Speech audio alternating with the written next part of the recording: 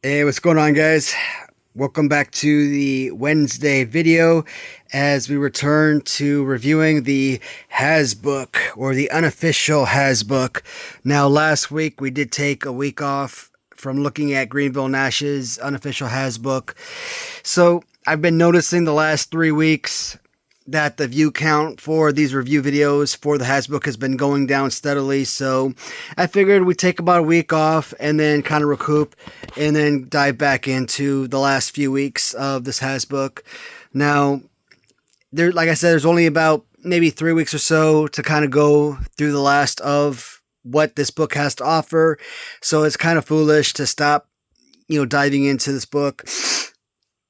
It's got a lot of really pertinent and important information in this booklet. So we're only, let's see, I think we looked at series 5 and 6 last time.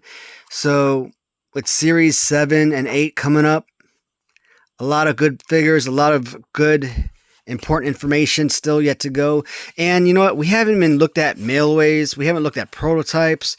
We haven't looked at some of the other important advertisements and stuff. So there's still a lot of good stuff yet to come. And you know what? Maybe viewers just don't want to look at some of the stuff that we've already looked at, because a lot of the stuff that we're looking at in this Hasbook, technically in the Tuesday Hasbro shows that we did, a few months back, when I did a review of all of the carded Hasbro figures and all the loose figures, we've already done that. So I can understand why a lot of fans may not be interested in this particular Hasbook. But you know what? There is still some additional information that maybe I wasn't even aware of. Because, hey, even I, going through this book, have come across some things that I didn't know about. And I think that's pretty freaking amazing. And this booklet, like I said, I've had this for a couple years now. And this is the first time I've ever gone through this book. And it's been pretty special. So I'm proud to have gone to own this book. And I don't think this stuff is on Amazon, and I haven't come across this on like eBay anymore. And when I did buy this on eBay, I think I had to pay like $50 on an auction. And yes, it was an auction, and that's what sucks. But if you do get the opportunity, like I said, Greenville Nash, this is, if you are a Hasbro collector, this is something that I think any Hasbro collector might want to pick up for reference. It is freaking unique and it is incredible. So series 7, only 6 figures. Series 8, only 6 figures. So I mean, in comparison, it's going to be a relatively quick review in comparison. So pay attention to this Shawn Michaels. That is actually pretty spot on, because if you realize that the initial design for Shawn Michaels, he was not, the conceited crunch Shawn Michaels that we got in Series 7. No, the original design for Shawn Michaels was actually like a Series 1 Jake Roberts. The original design was an arm-punching motion Shawn Michaels, but instead what we got was like a Series 1 Macho Man, where the arms rise up and slam back down. Also notice, like I said, where the legs are kind of separated, kind of like Jake Roberts, with the arm punching motion. And then you kind of look at that Macho Man Series 1, where the legs are, nice and close and tight, feet are all in. So that is the original prototype for Shawn Michaels. And this is the Shawn Michaels that you actually get in Series 7. So I love the fact that with the original black and white, they give you the original prototype design. That's pretty fantastic. And then we get, Chrono Crush, Kamala. Why does Kamala, man? Why does he looks? Here he kind of looks like Zangief, man. From like, he looks like Street Fighter Zangief. And again, notice with the 2 stars and the moon belly, right? And then what you actually got. Again, prototype. They did actually release Kamala with Moonbelly, but there were so many or so very few Moonbelly Kamalas actually released to retail stores. So if you do find an original Moonbelly Kamala, whether loose or carded, that darn figure is a darn house payment. If you find them carded, I mean, yeah, that's like a $20,000 to $30,000 mint on card figure. That's a down payment for a house. That's crazy. But look at the face. Like, he looks like Zangief, man. It's freaking crazy. These figures, man. They're just... I can't wait till they come out with a Nails LGN custom, man. That's going to be awesome. And Razor Ramon, I want this guy. I want the actual Fun School Razor Ramon. But darn, those figures. Fun School, like if you try to get him even loose, a Fun School Razor Ramon is like around $225, $250. Even with chain, I mean, I can't do it. I don't want to pay that type of money for what I basically classify as a Series 7 figure, you know? It's just too much money. I like the rarity. I like the background, the story behind a Razor Ramon Fun School, India exclusive, but that's just ridiculous. To me, a Series 7 Black Vest Razor Ramon is essentially a $40 figure, and that's how I will always look at Razor Ramon Series 7, as a approximately $40 figure. Even Purple Razor Ramon, I look at him as a $60 figure, basically. And when you get on Mercari, eBay, you see people, even without chain, selling a Series 10 Razor Ramon for like $100, $125. Missing graphics, no accessory, asking $100+. I'm like, I can't do it. It's crazy. Kona Crush, definitely one of the best figures, and like I said, Crush in Hasbro always gets some of the best darn figures. 3 figures in the line, and all 3 of his figures in the top 20 best Hasbros. Alright, now what do they say about Crush? The body of Crush is a repaint of the Series 3 Mr. Perfect. Well, we all know that. All the teacup figures are basically the same. Series 3 Series 3 Perfect, Series 8 Mr. Perfect, Series 7 and 11 Crush, Series 9 Scott Steiner. They're all the same figures. And then Kamala. His favorite quote can't be translated into English.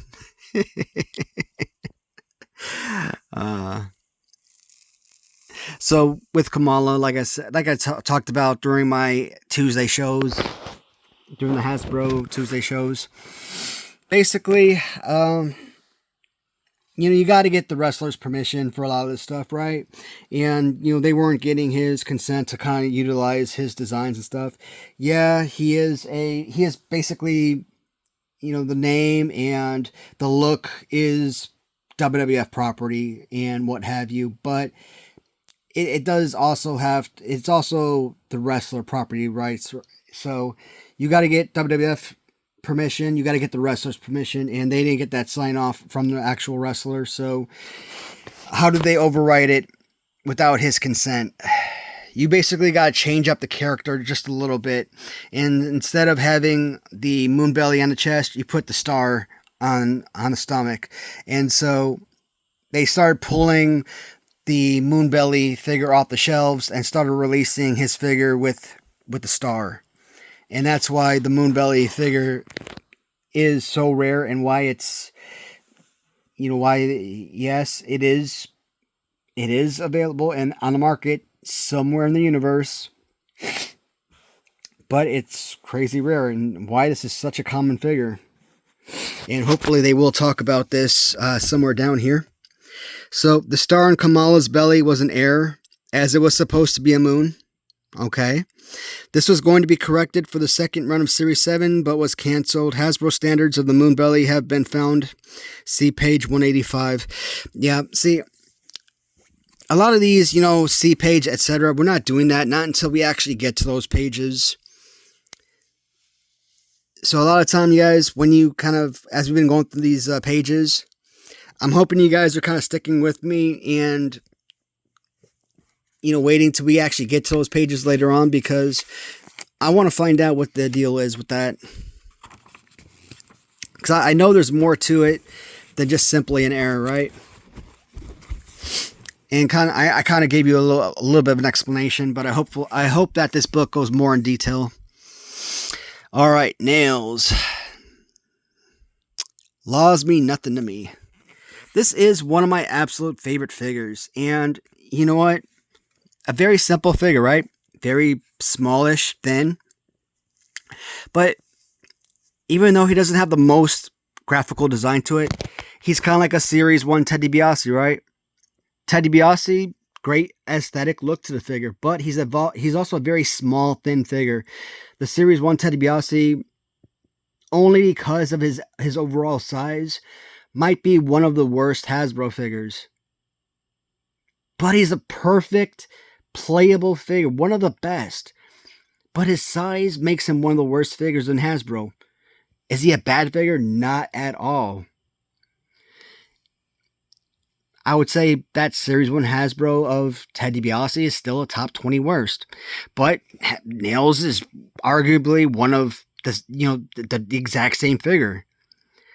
Smash, Series 1 and 2, the exact same figure, right? What else was up there with the exact same pose? I'm trying to think off the top of my head, but you basically get the general idea of these type of figures with the uppercut punch, right? And Smash is one of the best figures. Nails is one of the best figures. I love this particular pose. Arms that just come straight out. Good punch and whatnot. Love this figure. Awesome. Nails, his magazine cover with the Undertaker. I can't wait to get to that one. And wait, do I own that magazine cover? I hope I do, because that's one of my favorites.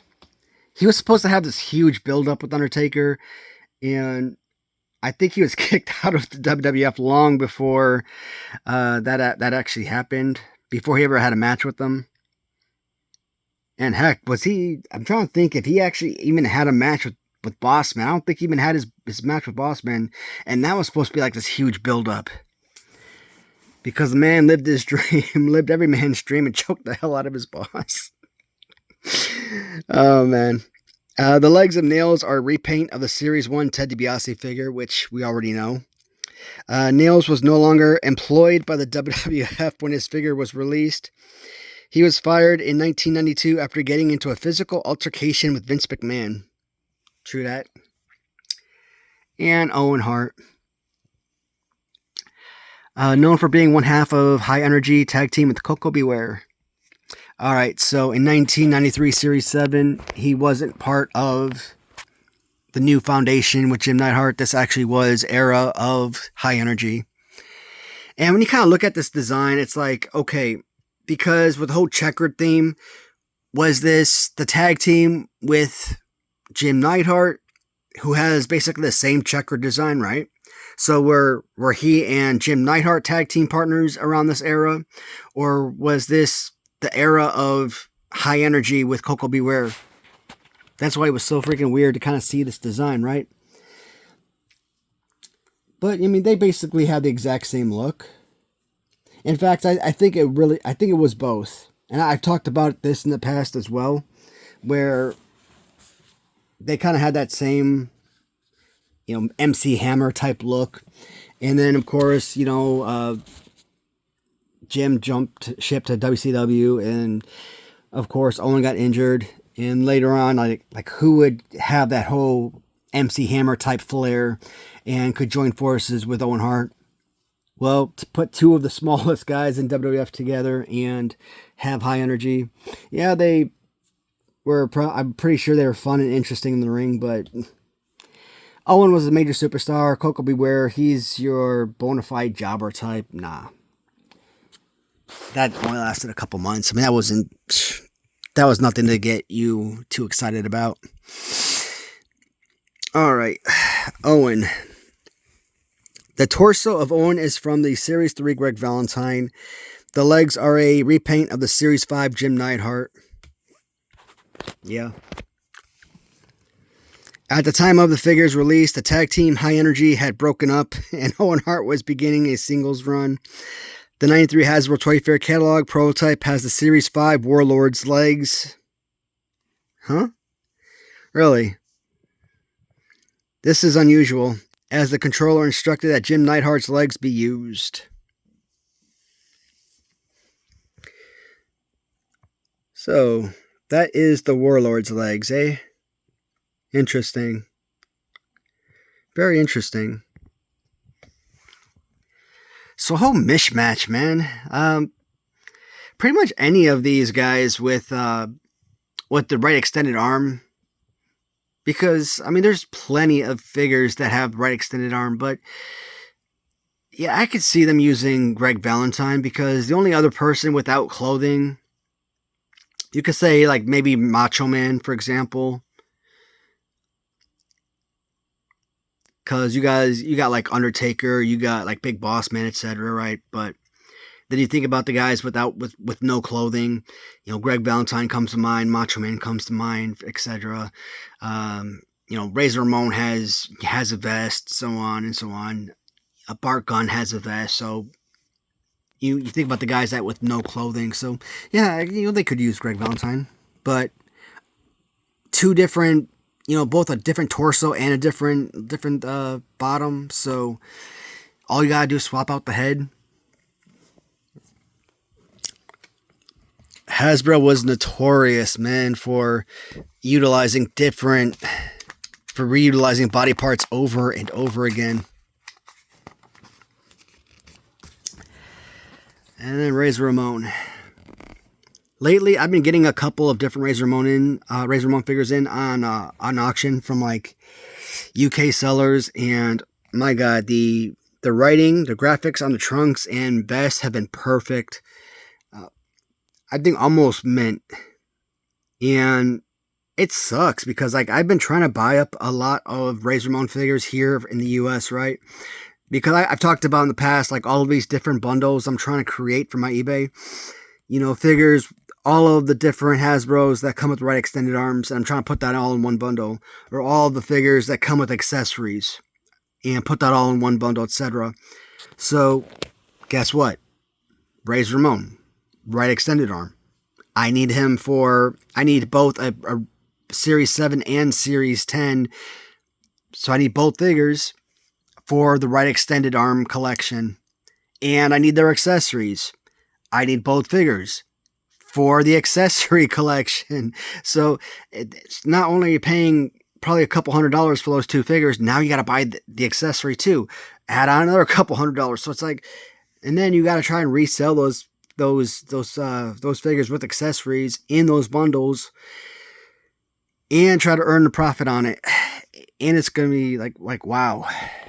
Plus all of the other figures in that bundle and try to earn a profit on those figures, right? So I'm trying to help buyers out and collectors out by putting these bundles together that might, interest them to make their life easier. So they're not buying these onesies and twosies. It helps them out by obviously getting them the opportunity to get all these figures all at one time, saving them money and the headache of having to buy, like I said, buying them one at a time. But, it's also expensive, no doubt. Oh, man. When you actually look at this necklace, there's a lot of detail that goes into this. A lot of necklaces I get, man, I think they're freaking customs because you can look, when you look at this, you look at the necklaces that I get sometimes, yeah, there is no doubt that they're customs because they're like very flat.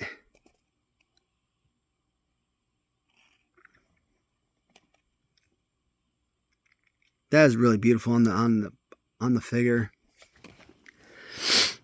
The legs of Razor Ramon are a repaint of a Series 2 Macho King.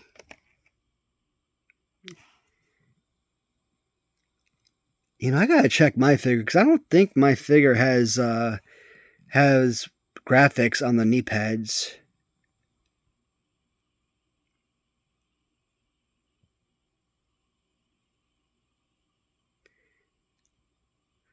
Yeah, I definitely gotta check on that. And then we've got Shawn Michaels. It's so crazy to me how much that this guy is actually selling for today. I used to think of Shawn Michaels as a $20 figure. Like a Series 7 would be like a $20 figure. And I used to think of like a Series 10 Shawn Michaels as about a $125 figure. And to think that Series 7 for last several months, last 6 months, even last year, I don't know how long it's been, but Series 7 is like on a regular basis selling for close to $60 nowadays. And I'm like, why? Like, I would have a mint condition Series 7. I would offer up like $20,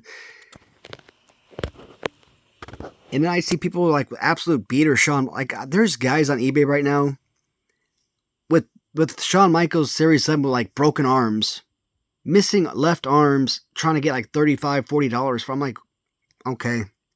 Now you know people are going crazy with these figures. I need to get me one of these. I need one of the prototypes. So this was supposed to be the original prototype was supposed to be an arm punching motion.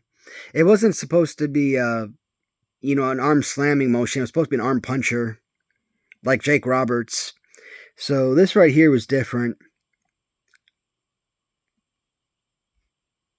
But whether someone wants to customize 2 figures for me, one where there's an arm puncher like Jake Roberts, and then one with an arm slamming motion like this, I'll take both of them, because that's super freaking cool. Alright, what do the notes say? The 1993 Hasbro Toy Fair catalog, as well as advertising, showed Shawn Michaels with a Series 5 yep, there it goes. Series 5 Virgil punching upper body, and a Series 4 Bret Hart lower body. The Virgil controller also shows an added sketch of Shawn Michaels' head. The release was changed for an unknown reason to a repainted Series 1 Macho Man body. Yeah, so like I said, he's supposed to be an arm puncher. So why is it showing you like an arm slamming motion?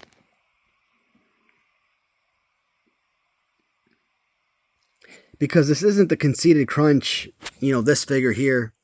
Not with the open legs. Because like I said, this is the original prototype. Like they said, with the Bret Hart open legs type right there. I thought it was more like Jake Roberts, but I wouldn't classify Jake Roberts' open legs the same as Bret Hart. Like, Bret Hart has the same as like a Series 3 Hulk Hogan.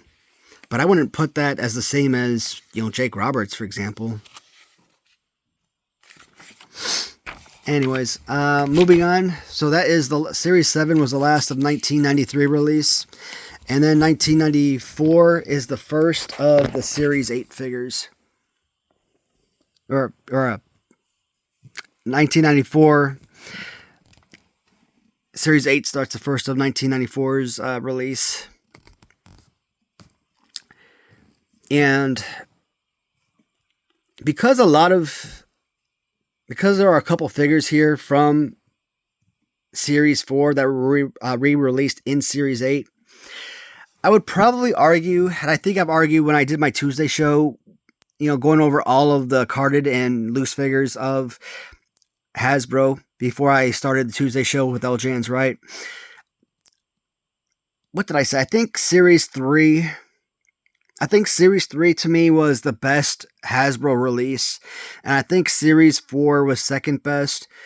So I think I said Series 8 was probably the third best release that Hasbro had come out with. And a lot of that had to do with the fact that, one, Yokozuna. Yokozuna is the single greatest Hasbro figure that they came out with. Absolutely perfect figure. Number 2, now Series 4 had Bret Hart and The Undertaker, right? Now Series 8 also released Bret Hart and The Undertaker, but Series 8 also produced an even better Bret Hart. And I like the dark hair with The Undertaker, and they came out with a cloak accessory, the jacket, so that was also a huge improvement. The only reason I give Series 4 an upgrade over Series 8 is because they had both Legion of Doom and the Nasty Boys. If those figures barely were out of the top 10 best Hasbros, but both of those tag teams are top 20 figures. Otherwise, Series 8 would be, if not number 2, could potentially be the number 1 best series. But you throw in Bam Bam, which is an absolutely incredible figure. I mean, every single figure is at least a $60 piece here. Awesome. I mean, today you could potentially get Lex Luger for as little as $20, depending on seller and condition, but these are all killer pieces.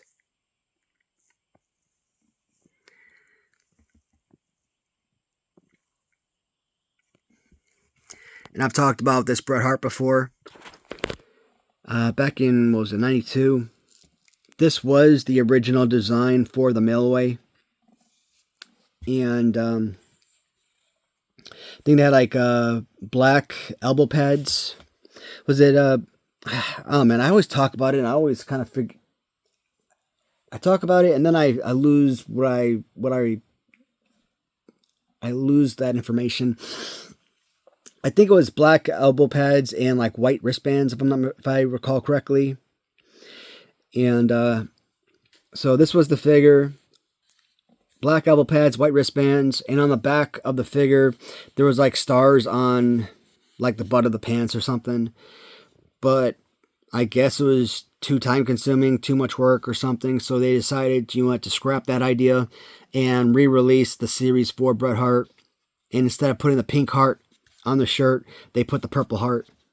But in the Series 4 carded figures, they had the pink on the heart, and then they had the purple heart on the t-shirt. So a lot of times today, when you have a purple heart Bret Hart for Series 4, is it a legitimate mailaway, or is it a Series 4 carded figure that was taken off card?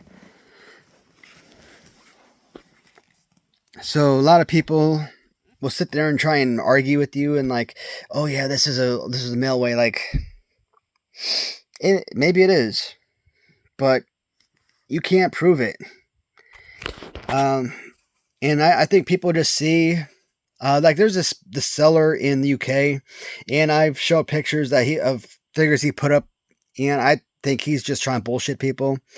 He tried to scam me quite a few times, and I probably should talk about some of the things that he tried to pull on me a few times, but maybe in a later video. But like he tried to pull this thing on me, like, showing me like this Bret Hart with a purple heart on his t-shirt, like, oh yeah, this is a mailaway, Like, maybe it is, maybe it isn't. But to me, it could just be a regular Series 4 Bret Hart. And if it doesn't come in the baggie, it's not a mailaway. But this guy probably expected me to pay him like 500 pounds for it or something. And I'm like, dude, that's not going to happen. I'll probably go as high as like probably 75 pounds on that or something. But yeah, and I think even that was being like overly generous. But I think the only reason I was going that high is because I was trying to buy like all these other bundle of figures from him.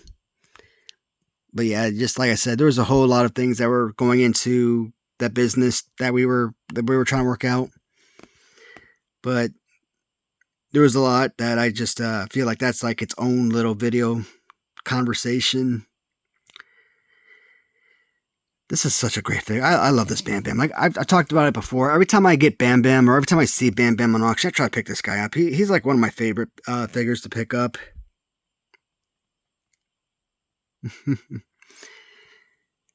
When you play with fire, you get burned. Damn, Bam Bam was 360 pounds. It's just hard to think of Bam Bam as a 400-pound dude. Especially when this guy's flying off the darn top turnbuckle and headbutting, but guys, like, damn. The body of Bam Bam Bigelow is a repaint of Series 3 Earthquake, of course. We know this.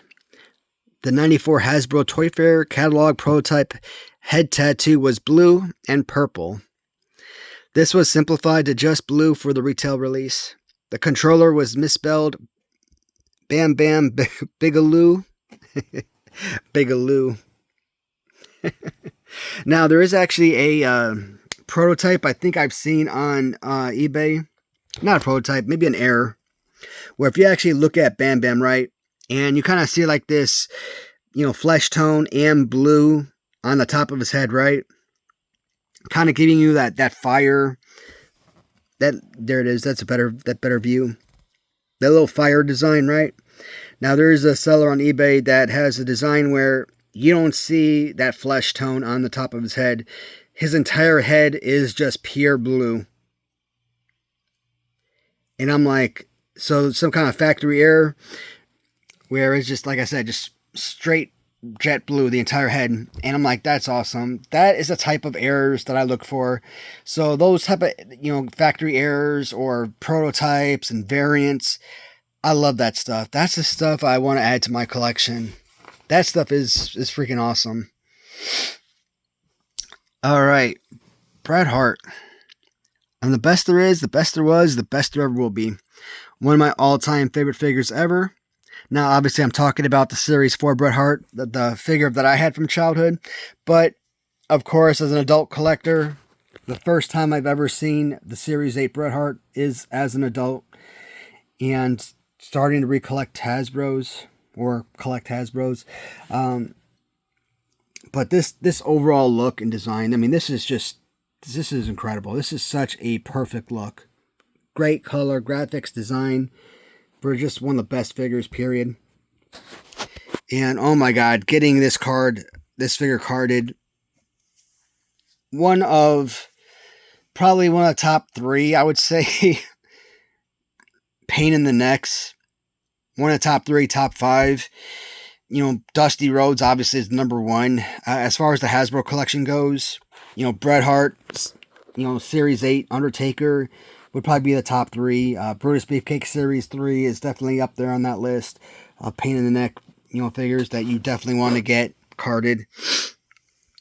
I mean, really any of the Series 11 figures, but outside of my Yokozuna Series 11, which is 100% original across the board, but all of the other cards, Series 11 I have, the card and bubbles are all original, but the figures inside are customs. Which is stupid because I've had original figures or original everything of other figures and I sold them because I had those, right? And I'm like, what a waste. And I sold them for a fraction of what they should have been sold for. And I just want to shoot myself in the foot for that. Oh, man. You want to say you live, you learn, but nah, man, I already knew better. Oh, God. But where did I leave off? Oh, the 94 Hasbro Toy Fair catalog. Bret Hart prototype had a lighter skin tone than when compared to the retail release. Unlike the Series 4 Bret Hart, there is no star on the boots of the Series 8 release. No star on the boots.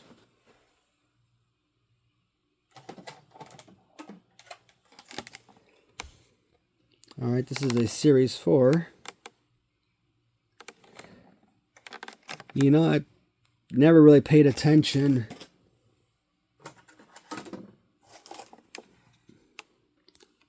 How about that? I never really paid attention to that. Huh. How about that? Cool. That is so awesome. Like I said, man, this book is freaking amazing. Like, I wouldn't have even thought to even pay attention to that unless I actually read it here. There has been an error card found that had Series 4 Purple Heart Bret Hart figure on the Series 8 card. Really? Oh, that would be sweet. Damn. Somebody just found themselves a pot of gold right there. Ah. Lex Luger. All right. The Narcissus Lex Luger.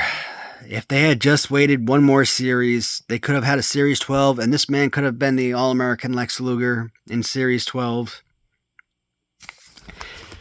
And, I mean, he would have had this exact same figure re-released, but he would have had the All-American colors, so that would have been fine. The legs were a repaint of Series 1 Hulk Hogan. Come on, we know this. All of the figures are a repaint of Series 1 with the, open hand figures. The body of Lex Luger is a repaint of the Series 4 British Bulldog. The Union Jack British flag can be seen on his wristbands.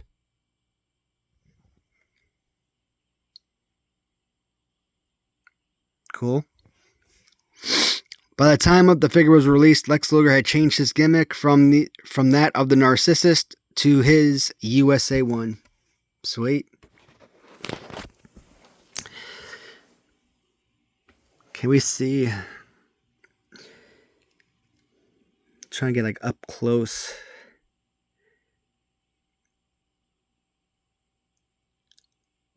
The wristbands.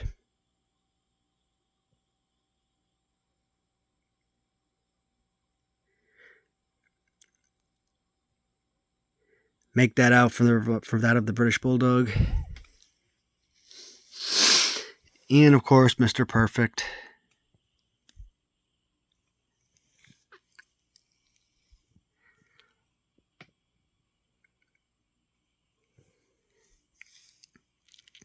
The Series 8 Mr. Perfect is a repaint of the Series 3 figure. By the time the figure was released, Mr. Perfect had stopped wrestling due to a back injury.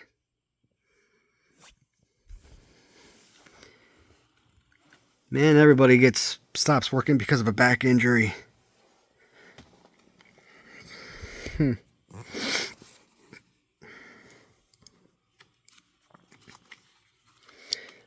on, let's get to my boy already.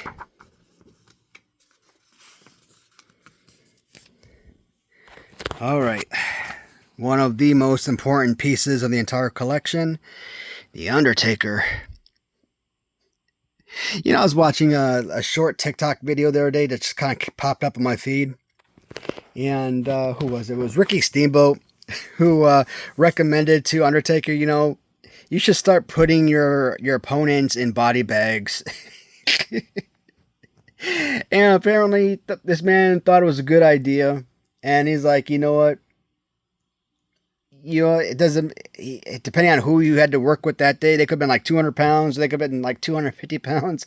And it's like, shoot, man, you got to put those guys in, body bags, and, you got to carry like dead weight. Yeah, lift them up, put them in body bags, and then carry them out of the ring, and probably got to carry them all the way back to the dressing room. And then you just leave them in the body bags, and they don't know what the hell's going inside. What's going on inside that body bag. They're probably freaking out inside. Probably can't breathe and stuff. I'm like, what a jerk. I completely forgot that this mug used to put guys in body bags. Oh my God, I forgot all about that crap. That's why I freaking love these refreshers, man. Damn. There's stuff that I used to watch like crazy when I was young. And like I said, unless I go back and like watch these old videos or people talk about something or bring stuff up, like it would slip my mind. Like I would never in a million years even think about that unless it comes up. And I saw like little small clips about it. I'm like, yes. Damn. Oh God. This is such a good figure. And of course, like I've talked about every time I bring up, the Undertakers, You know, whether you're looking at the Red Undertaker from Series 4, the Black Undertaker with Series 8, or the Melloway, Series 8 really has the biggest difference between the other two because the Series 8 has no eyeshadow. And, of course, you know, the black hair. That's obviously the biggest. Well, the eyeshadow is one of the biggest takeaways. A lot of people, you might customize the Series 4 to give them black hair, but most people aren't going to do anything about the eyeshadow. And, you know, the cloak, you can customize the cloak. And I think I finally got myself an original. And I felt that cloak. I'm like, this is supposed to be an original. It just feels like a very soft cloth. I was expecting like a very, I don't know, like, you look at this, I was expecting like a very thick wool or something. So I have my carded figure, right? And you look at it, it looks like a thick wool, you know, cloth inside the package. And when I got my what I thought I was bidding on an original, and it was like a soft cloth. I'm like, okay, well, if they call it an original, I'm hoping that they're right and this is an original. So for sake of argument, I have been having an original as part of the collection for the last I don't know, few months, whatever. But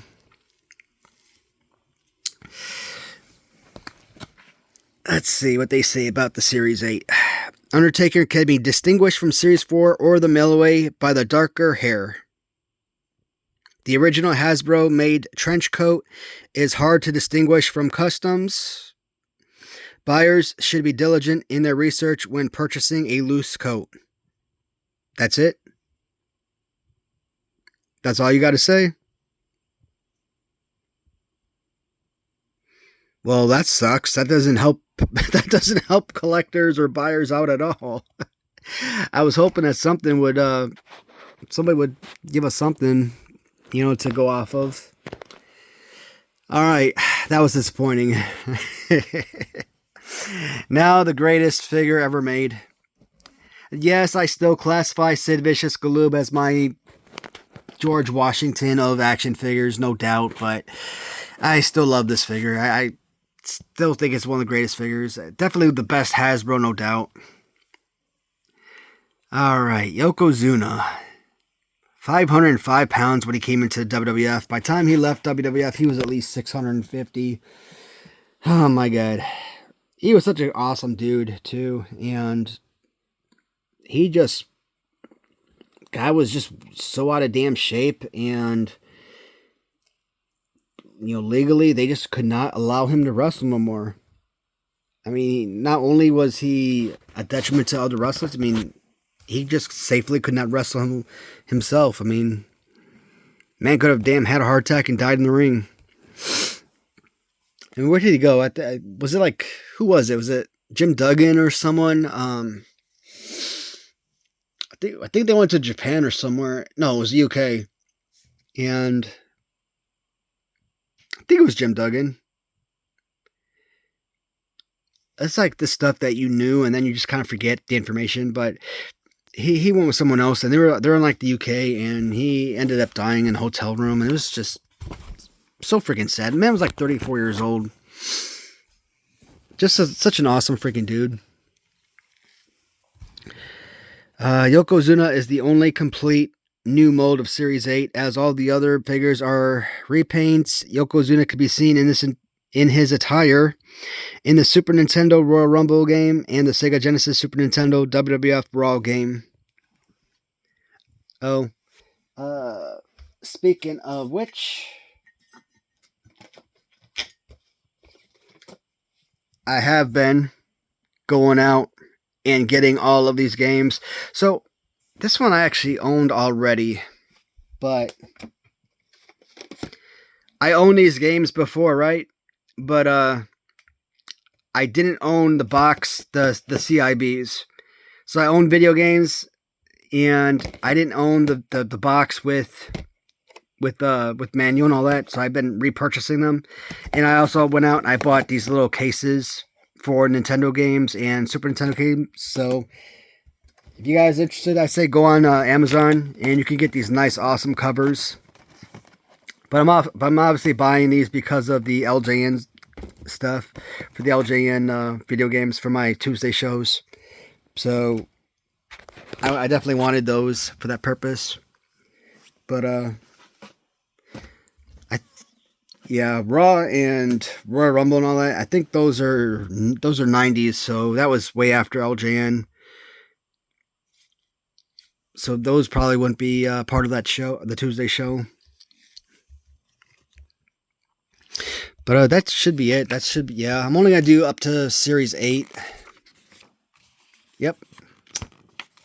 That's going to be it for this video, guys. And next week, we're going to get back into Series 9 and 10. The following week, we'll look at Series 11 and whatever else comes after Series 11. Looks like mailaways and... Oh, come on. Mailaways and maybe wrestling rings. Well, we'll take the video to about 45 minutes or so. So whatever else we can squeeze into the video past Series 11. So, guys, as always, thank you so much for tuning in. And trying to think what I could fit into Wednesday shows after the Hasbook is complete, but more than likely I've been talking about potentially ending a lot of shows. So Sunday magazine reviews and possibly Saturday live shows. I think maybe at some point that's probably going to be the only thing I do from this point moving forward. At some point, when that's going to happen, I don't know. It could be in a month. It could be in a couple months. It could be a couple weeks from now. I haven't decided yet. But right now, it's looking like that might be the only thing that's going to happen. But hopefully you guys are enjoying these Hasbook reviews. As always, thank you for tuning in, guys. And I'll talk to you in the comments and see you in the next video. Take care, everybody.